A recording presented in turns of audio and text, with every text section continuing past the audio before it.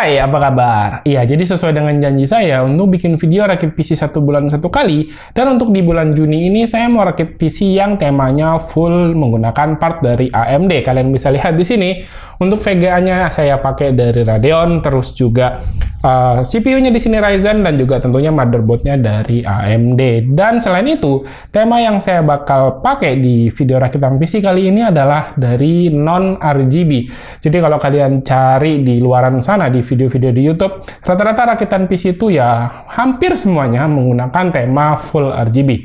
Jadi kali-kali lah ya untuk tampilan non-RGB itu kira-kira seperti apa. Dan mudah-mudahan ini bisa jadi inspirasi kalian kalau misalnya kalian mau rakit PC yang non-RGB. Jadi kalian udah punya gambaran gitu, seperti apa kira-kira si PC-nya nanti. Dan untuk casing yang saya pakai, kalian bisa lihat sesuai dengan baju yang saya pakai adalah dari NZXT. Jadi nanti di rakitan PC kali ini, saya bakal menggunakan casing dari NZXT. Dan kemarin NZXT ada ngirimin saya 2 buah kaos. Jadi ini kaos yang ukurannya XL dan ini ukurannya L. Jadi karena ukuran L ini nggak muat di saya, lebih baik saya kasih aja ke kalian. Buat kalian yang pengen baju ini ya silahkan aja tuliskan di kolom komentar apa aja terserah. Nanti saya bakal pilih sesuka hati saya yang mana saya mau. Nanti saya bakal kirimkan ke kalian gratis. Ongkir saya yang nanggung. Oke, nggak perlu berlama-lama lagi ya, langsung aja. Oh ya, pengumuman untuk si baju ini saya bakal kasih ke kalian ya 1 mingguan lah dari sekarang. Jadi nanti langsung komentar yang terpilih bakal saya pin di kolom komentar di bawah. Oke, tidak perlu berlama-lama lagi, langsung aja sebelum saya bahas part-part yang saya pakai. Silakan kalian bisa lihat dulu footage dari proses perakitan PC kali ini. Let's go!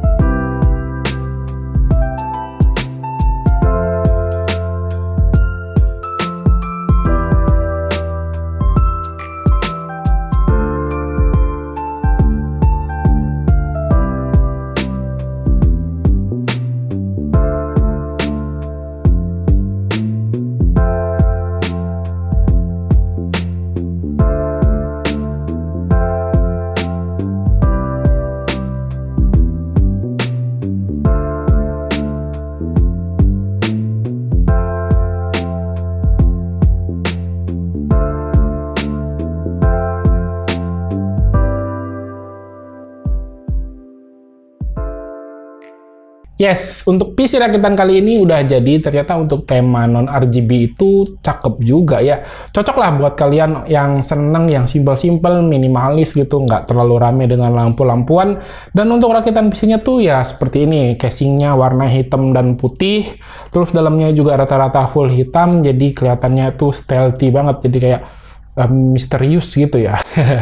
Oke, jadi kita langsung bahas saja untuk part-part yang saya pakai dalam video kali ini. Dan yang pertama adalah casing. Di sini casing yang saya pakai adalah casing yang saya idam-idamkan untuk rakitan PC saya waktu itu, yakni adalah NZXT H510 Flow. Waktu itu belum saya pakai karena kemarin tuh budgetnya mepet, jadi belum bisa kebeli deh si NZXT H510 Flow ini. Dan untuk sekarang, akhirnya saya bisa nyobain si NZXT H510 Flow ini. Thank you banget buat NZXT Indonesia yang udah ngirimin case ini ke saya. Jadi untuk NZXT H510 Flow ini, dia punya pilihan warna yang full matte black dan juga yang two-tone seperti yang saya pakai ini. Putih dengan sedikit aksen warna hitam di bagian grill depan dan di bagian dalamnya.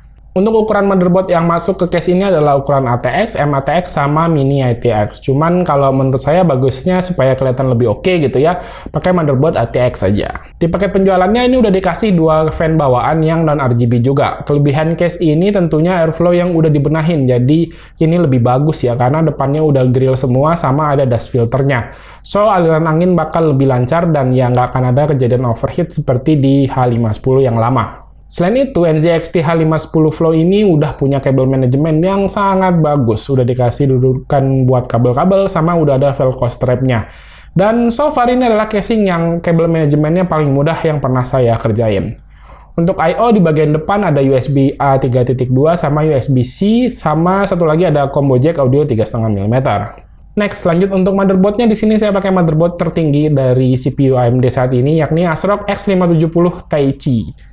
Jadi mungkin selama ini kalau kita mau rakit PC dengan budget yang terbatas, pilihan mobo itu biasanya tertuju ke brand ASRock.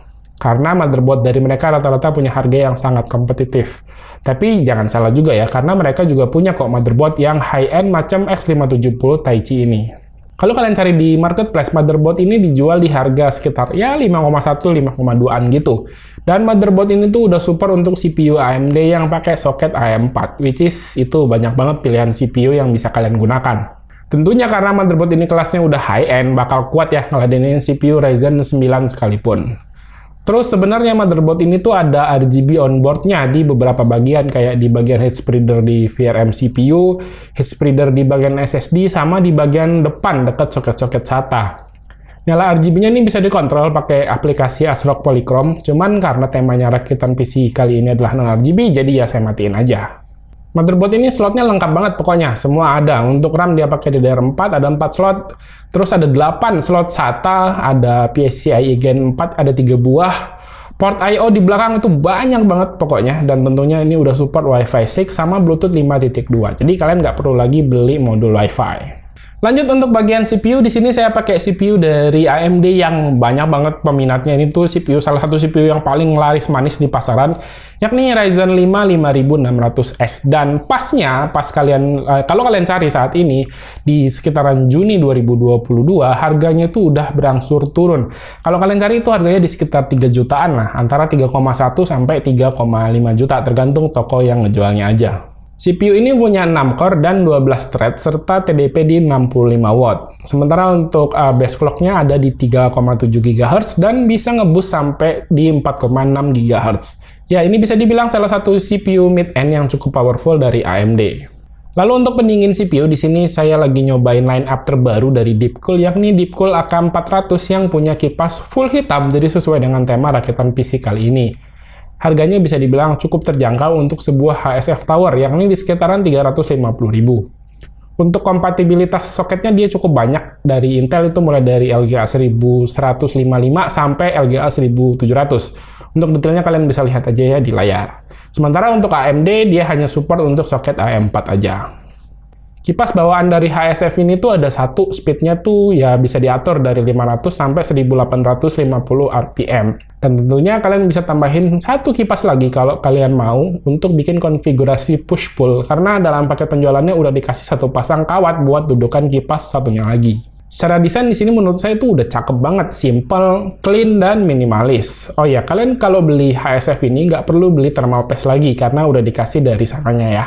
Terus untuk kipas case, di sini saya cuma nambahin satu kipas lagi aja di belakang, di mana kipas bawaan saya taruh di depan dua-duanya sebagai intake, dan yang satu lagi ini tambahan kipas yang warna hitam juga, ini saya ambil dari kipas bawaan casing Deepcool Makecube 110 yang saya taruh di belakang sebagai X-House. Kalau kalian pada akhirnya nanti beli case ini, saran saya bisa tambahin dua kipas yang ditaruh di atas sama di belakang sebagai X-House. Jadinya nanti bakal dapat netral air pressure dengan dua kipas intake di depan sama dua kipas X-House. Lalu untuk RAM di sini saya pakai RAM seadanya yang ada di studio ya, bekas rakitan sebelumnya, yakni Kingston Fury BIS 2x8GB, DDR4 3200 MHz. Harganya itu sekitar 1,1 juta. Itu ya nggak ada yang aneh-aneh dari RAM-nya, ini simple aja, dia pakai model low profile untuk si heat spreader-nya. Dan desainnya juga nggak aneh-aneh, tentunya sesuai dengan tema rakitan PC kali ini yang non-RGB. Nah, berikutnya untuk graphic card, tentunya karena rakitan PC kali ini full AMD, saya pakai dari tim merah, yakni Radeon RX 6600 dari brand Sapphire. Vega ini secara desain full black yang lagi-lagi cocok dengan tema rakitan PC kali ini karena nggak ada aksen-aksen RGB sama sekali. Untuk harga, Vega ini tuh jujur agak membingungkan karena dengan satu tipe yang sama itu ada yang ngejual di harga 5 jutaan, ada yang sampai ngejual di harga 7 jutaan. Jadi sebenarnya kalian bisa sesuaikan aja dengan brand vendor si Vega tersebut, kalian mau pakai yang merek apa. Kalau untuk yang Sapphire sendiri nih, kalau nggak salah saya di pasaran tuh sekitar 5,5 sampai 6 jutaan.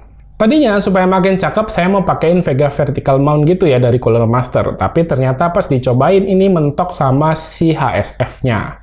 Jadi tampaknya kalau mau pakai vertical mount gini harus pakai AIO water cooling biar muat.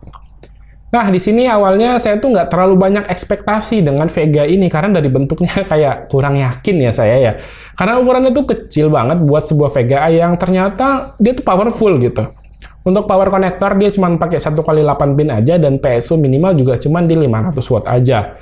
RX 6600 ini pakai arsitektur RDNA 2 sama kayak seri 6600 lainnya. Ini boost clock-nya up to 2491 MHz, VRAM-nya 8GB DDR6, memori bus di 128 bit dan tentunya udah menggunakan PCIe Gen 4. Lalu untuk menyuplai daya dari PC ini saya pakai PSU dari MSI yakni MSI Mac A650BN 80 Plus Bronze.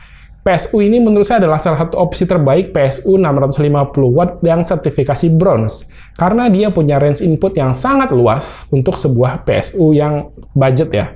PSU ini kuat menerima voltase di range 100 sampai 240 volt. Jadi harusnya bakal sangat cocok buat dipakai di beberapa daerah di Indonesia yang voltase listriknya tuh nggak stabil. Untuk harga dari PSU ini sebenarnya juga nggak mahal-mahal amat, di 800 ribuan aja. Cuman paling yang jadi kekurangan dari PSU ini adalah kabelnya yang masih belum model flat, terutama untuk di bagian VGA, jadi kelihatannya kurang rapih aja. Tapi untungnya warna kabelnya ya udah full black, jadi nggak terlalu berantakan lah. Terus untuk konektivitasnya dia ada satu kabel 24 pin untuk motherboard, 2x8 pin untuk VGA. So buat kalian yang pakai VGA dengan kabel 2x8 pin itu bakal aman banget. Tapi sayangnya untuk CPU dia cuma pakai 1x8 pin aja. Jadi kalau kalian pakai CPU yang powerful kayak Ryzen 9 gitu ya, dan motherboardnya pakai yang 1x8 pin plus 1x4 pin, itu jadi kurang cocok karena khawatirnya nanti jadi kekurangan daya. Terakhir, untuk penyimpanan di sini saya pakai SSD seadanya juga yang ada di studio, yakni Adata XPG XX6000 Lite. Harganya untuk yang 512GB ini ada di 760 ribuan gitu. Tapi sebenarnya saya kurang rekomendasiin kalian beli SSD ini karena di harga segini speed yang dikasih cuman 2000 Mbps doang.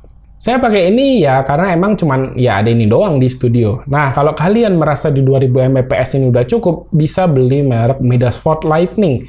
Ini harganya lebih murah di 600 ribuan. Atau kalau mau yang lebih kencang sedikit, bisa spend uang lebih mahal 100 ribuan gitu ya. Udah bisa dapat speed 3600 Mbps pakai PNY CS2140. Ya, itu dia tadi beberapa part yang saya pakai dalam PC rakitan kali ini, dan jujur saya belum ngitungin berapa total harga kalau saya rakit PC model seperti ini.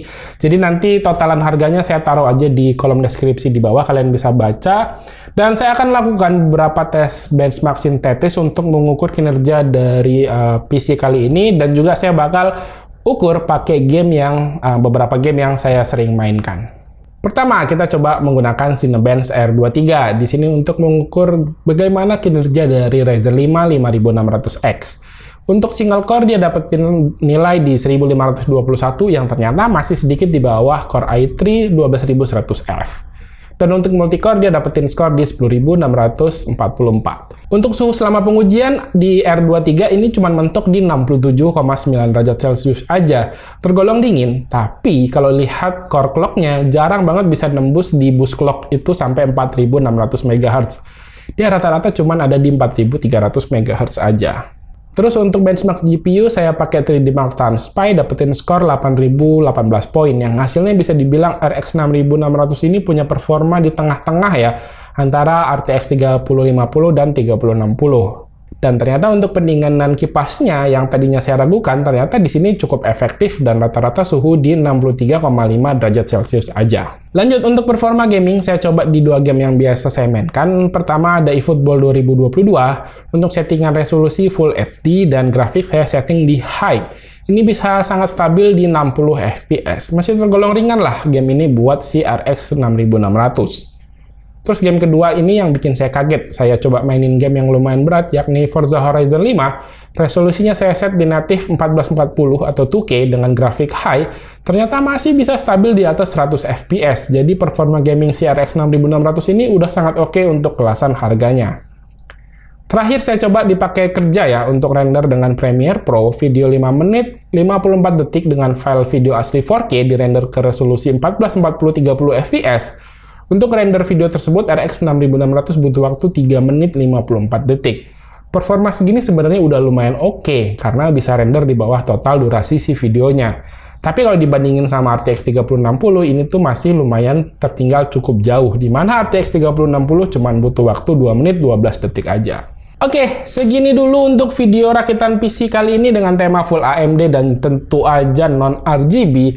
Dan saya cukup puas dengan rakitan PC kali ini karena ternyata performa terutama dari VGA-nya RX 6600 ini sangat memuaskan untuk main game. Ya 1080 ini masih sangat oke. Dan untuk kerja produktif menggunakan Premiere Pro juga nggak jelek-jelek amat kok performanya.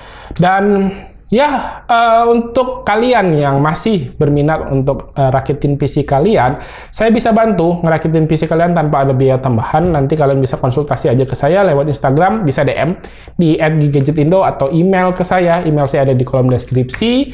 Nanti video rakitan PC kalian bakal saya upload di YouTube saya. Cuman untuk rakitan PC saya tidak bisa terlalu banyak setiap bulannya karena saya batasin hanya 1 bulan 1 video aja.